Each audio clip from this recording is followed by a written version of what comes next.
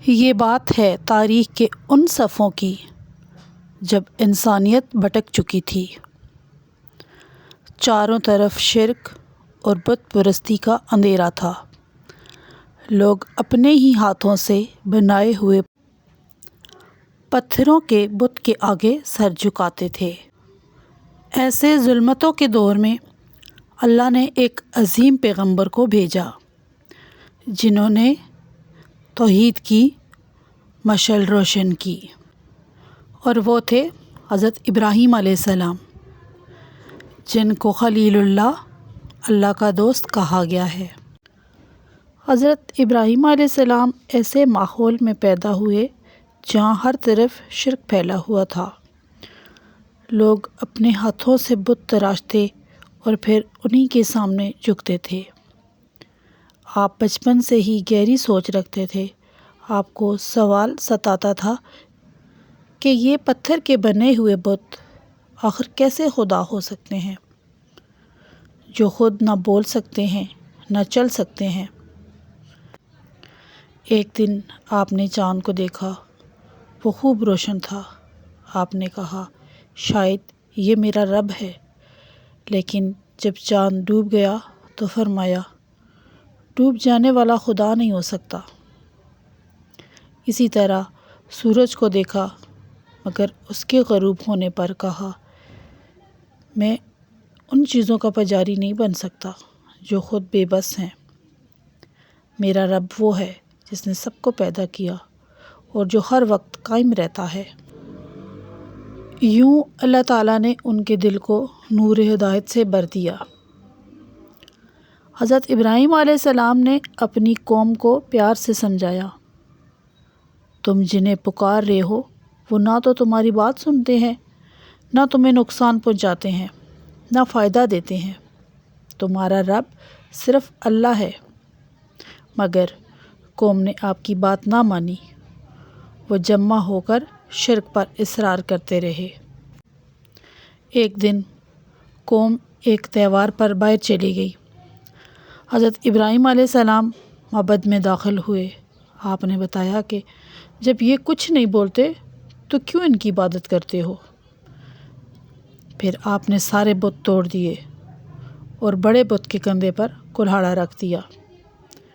جب قوم واپس آئی تو چیخنے لگی ہمارے معبودوں کا یہ حال کس نے کیا؟ سب نے ایک دوسرے سے کہا یہ تو ابراہیم ہوگا۔ حضرت ابراہیم علیہ السلام کو بلایا گیا۔ آپ نے کہا یہ بت زندہ ہوتے تو خود اپنا دفاع کر لیتے، بڑے بت سے کیوں نہیں پوچھ لیتے جس کے پاس کلاڑا ہے؟ قوم خاموش ہو گئی، مگر تکبر نے ان کو سچ قبول کرنے نہ دیا۔ پوری قوم نے فیصلہ کیا کہ ابراہیم علیہ السلام کو بہت بڑی آگ میں جلایا جائے۔ ایسی بھڑکتی آگ جلائی گئی کہ پرندے اس کے اوپر سے نہیں گزر سکتے تھے۔ آپ کو منجنیق میں باندھا گیا۔ جیسے ہی پھینکا گیا، اللہ نے فرمایا اے آگ ٹھنڈی ہو جا اور سلامتی بن جا ابراہیم پر۔ آگ ٹھنڈی ہو گئی، لوگ حیران رہ گئے، مگر پھر بھی ایمان نہ لائے۔ حضرت ابراہیم علیہ السلام نے اللہ کے حکم پر ہجرت کی۔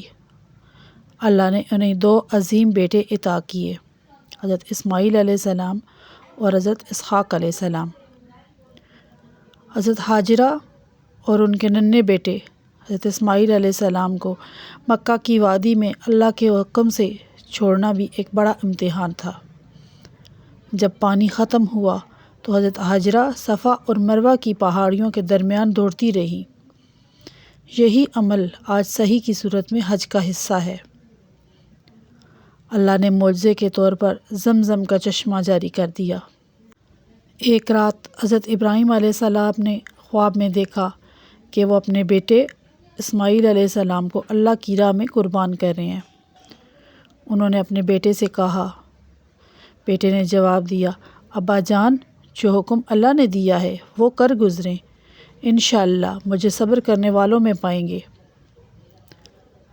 جب دونوں باپ بیٹا فرما برداری میں جھک گئے، اللہ نے فرشتہ بھیج کر فرمایا اے ابراہیم تو نے خواب سچا کر دکھایا۔